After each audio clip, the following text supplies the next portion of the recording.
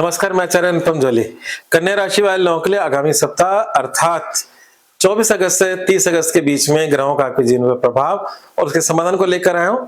सबसे पहले चंद्रमा के सफर की बात करेंगे। चंद्रमा इस हफ्ते धनु राशि से लेकर मीन राशि तक चंद्रमा का सफर रहेगा और ये जो सफर है, इस सफर में चंद्रमा क्या क्या आपको जीवन में देने वाला है उसकी चर्चा करते हैं। तो पहली बात तो पूरा सफर अच्छा जाने वाला है पहले दिन को छोड़ के। पहला दिन जो आपके 24 तारीख है, उस दिन चंद्रमा आपके चौथे भाव से गुजरेगा। तो आपकी राशि से चौथे भाव में चंद्रमा मानसिक क्लेश देता है, तनाव देता है, कभी कभी उदासी भी देता है और कहीं ना कहीं चिंताएं भी देता है। तो ये जो समय है, ये समय निकल जाने दें। ये समय वैसे तो 25 तारीख की सुबह 3:06 पे चंद्रमा आपकी 5वीं राशि अर्थात आपके मकर राशि में आ जाएंगे और मकर राशि के चंद्रमा शुभ लाभप्रद है, क्योंकि मकर राशि के चंद्रमा पंचम चंद्रमा कहते हैं कि ये आपके संतान, शिक्षा और इस प्रकार की चिंताएं देते हैं, परंतु वहां पर उन चिंताओं से समाधान भी निकलवाते हैं। तो ये जो 5वां चंद्रमा है, इसका मतलब हम कुछ पॉजिटिव उस बारे में सोच रहे हैं और सोचकर उसके लिए कोई ठोस निर्णय ले रहे हैं। तो ये किस किस चीज के लिए? संतान संबंधी बातों के लिए है, ये शिक्षा संबंधी बातों के लिए, शेयर मार्केट से संबंधित है, प्रेम संबंधों से संबंधित है। और पर आपके केस में जब चंद्रमा यहाँ होता है तो चंद्रमा की अपनी राशि कर्क राशि को वो देखता है और वो राशि आपकी राशि से लाभ की राशि है, इनकम की राशि है, तो वो क्षणिक लाभ भी देता है। तो पैसे का लाभ क्षणिक दे सकता है। और छठा चंद्रमा तो बहुत ही अच्छा होता है, जिसको ये कह सकते हैं कि आपके वर्चस्व को बढ़ाने वाला है। और हमारी जो परेशानियां, जीवन की बड़ी परेशानियां होती हैं, बीमारी, उधारी, शत्रुता, कोर्ट कचहरी, इसमें क्षणिक शुभ सूचना का संचार करने वाला है, आपका वर्चस्व को बढ़ाने वाला है, शत्रु पक्ष को निर्बल करने वाला है। और अंतिम चंद्रमा आपकी राशि से सप्तम होगा। सप्तम चंद्रमा एंटरटेनिंग होता है और नई शुभ सूचनाओं को लेकर आता है, साथ ही साथ जीवन साथी का सहयोग प्राप्त करवाता है।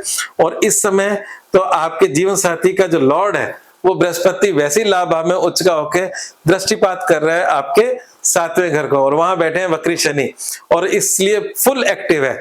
तो फुल एक्टिव का मतलब यह है कि इस समय जो लोग बिजनेसमैन है, उनके लिए समय बहुत ही एक्टिव है। जिनका लोग पार्टनरशिप बिजनेस कर रहे हैं, उनके लिए भी एक्टिव है, पॉजिटिवली एक्टिव है। साथ ही साथ जब चंद्रमा यहाँ प्रवेश करेंगे तो कोई बड़े निर्णय भी हो सकते हैं इस प्रकार के। तो आप निश्चिंत रहें, ये सप्ताह आपका अच्छा जाने वाला है। पहला दिन थोड़ा सा टेंशन भरा है, शेष सप्ताह आपका अच्छा है।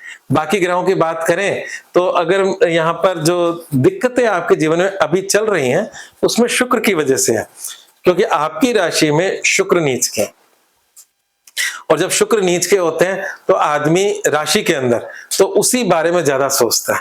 और वो किस बारे में सोचता है और जिसमें वो अपने आप को बिल्कुल ही नुकसान की स्थिति में पा रहा होता है, वो चिंताएं गहरी होती हैं। और वो चिंताएं हैं फैमिली लाइफ, मतलब आपकी राशि से द्वितीय राशि का स्वामी शुक्र है। तो फैमिली लाइफ मतलब आपके परिवार के अंदर कोई ऐसा क्लेश की स्थिति जो आपके मन को दुखा रहा है, आपके दिमाग में व्यतीत कर रहा है, उसके लिए आपको सोचने पे मजबूर होना पड़ रहा है। धन भी समस्या हो सकती है। तो धन और परिवार आपकी इस समय चिंताओं का कारण बन सकता है। साथ में जीवन के अंदर बदलाव होते रहते हैं। तो आपकी राशि से नवम राशि का स्वामी भी शुक्र है, और नवम राशि क्योंकि भाग्य का घर है, और भाग्य का मतलब ये एक ऐसा मतलब घूमने वाला चक्र है जो समय के बदलाव की बात करता है। तो कई बार जब कभी जीवन में बदलाव हो रहे होते हैं ना, तब भी हम चिंतित होते हैं। वो बदलाव अल्टीमेटली शुभ के लिए होगा, क्योंकि यहाँ पर जब भी कन्या राशि में शुक्र नीच का होता है तो हम लोग चिंता तो बताते हैं, जो गड़बड़ है वो आपके सामने रखेंगे, परंतु उसका अगला पल बहुत अच्छा होता है। वो कन्या से निकलकर अपनी मूल त्रिकोण राशि तुला में पहुंच जाएगा। जब जाएगा तो वो सारी समस्याओं का समाधान अपने आप हो जाएगा। तो मैं ये कह रहा हूँ टेम्पररी फेज है, इससे आप निकलेंगे। और आपकी राशि का स्वामी बुध इस समय आपकी राशि से 12वें बैठे हैं, और 12वें में सूर्य भी बैठे हैं जो स्वराशि के, और केतु भी बैठे हैं। केतु, सूर्य और बुध का कॉम्बिनेशन आपकी राशि से 12वें होने का मतलब यह है, ना चाहते हुए कोई बड़ा खर्चा मतलब आपको करना ही पड़ेगा। और वो बड़ा खर्चा कभी कभी अपने मान सम्मान के लिए भी होता है कि यार मेरे पास वो लग्जरी कार नहीं है, उसके पास है, एग्जाम्पल दे रहा हूं। तो कई बार हम अपनी मूछ के लिए खर्चा करते हैं, तो यहाँ पर सूर्य, बुध और केतु की युति कभी कभी अपने मूछ के लिए भी खर्चा करा सकती है, या कोई ना कोई बड़ा खर्चा करा सकती है। बी केयरफुल, अपना बजट बनाकर चले। परंतु ये योग विदेश जाने वाले लोगों के लिए बहुत अच्छा है। या तो विदेश में बैठे लोग, विदेश जाने वाले लोग, या विदेश से व्यापार करने वाले लोग, या विदेशी कंपनी के साथ जुड़े हुए लोग, उन सब के लिए शुभ लाभकारी योग है। बाकी कोई खर्चा होता है, तनाव होता है, तो खर्चे का भी योग है। तो ये सारी स्थितियां आपकी बनी हुई हैं। मंगल भी छोटा मोटा आपके कार्य क्षेत्र के अंदर व्यवधान देने की बात कर रहा है। जहां भी जो लोग नौकरी कर रहे हैं, अपने उच्चाधिकारियों से इस समय परेशान चल रहे हैं। कल ही एक लड़का आया था, वो कुंडली दिखा रहा था, उसकी भी ये स्थिति थी मंगल के कारण से। वो बड़ा ही चिंतित और परेशान था, और वो कहता मैं नौकरी छोड़ दूं। मैं कहा नहीं, उसकी कुंडली में दशा बहुत बड़ी अच्छी आ रही थी आगे। तो कई बार हम टेम्परेरी चीजों से परेशान हो जाते हैं। ये एग्जांपल इसलिए दिया आपको कि जब वो टेम्परेरी चीजों से परेशान हो जाते हैं तो हमें लगता है कि आगे सब रुकने वाला है। नहीं, रास्ते रुकता है तो खुलता भी है। तो मंगल का उपाय कर लो सिर्फ और सिर्फ, और शुक्र का उपाय कर लो, तो आपके जीवन में सब कुछ अच्छा हो जाएगा। तो मंगल का उपाय क्या करना है? मसूर की दाल का दान करना, क्योंकि मंगल कन्या राशि वाले लोगों के लिए कोई खास अच्छा ग्रह नहीं है, वो कष्ट देने के रोल उसके ज्यादा है।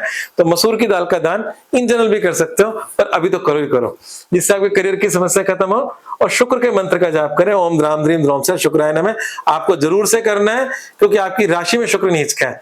और अगर कुछ पूजा करनी है तो माँ लक्ष्मी की पूजा करने से शुक्र बेहतर होता है। तो ये 3 काम करें, आपके जीवन का ये हफ्ता अच्छा हो जाएगा। और एक लास्ट उपाय जो बहुत जरूरी है, ये सुनना भी आपके लिए एक अच्छा उपाय है, जो आपके जीवन को इस समय जो कुछ भी है उससे बेहतर स्थिति में लेके जा सकता है। आपकी राशि का स्वामी बुध है 12वें में, 12वां घर हॉस्पिटल का भी होता है। और आपकी राशि में क्या है? नीच का शुक्र। तो कोई ना कोई हॉस्पिटल के चक्कर लगे, मतलब आप कष्ट में आए और हॉस्पिटल के चक्कर लगे, उससे अच्छा ये है कि आप खुद हॉस्पिटल चले जाएं और वहां कुछ दान पुण्य कर आए। गरीब लोग हैं, उनको भोजन करवा सकते हो, किसी को दवाई का खर्चा कर सकते हो। तो इस समय आपके द्वारा किया हॉस्पिटल में दान पुण्य आपको कहीं ना कहीं सुरक्षित करेगा। आज बस इतना ही, धन्यवाद।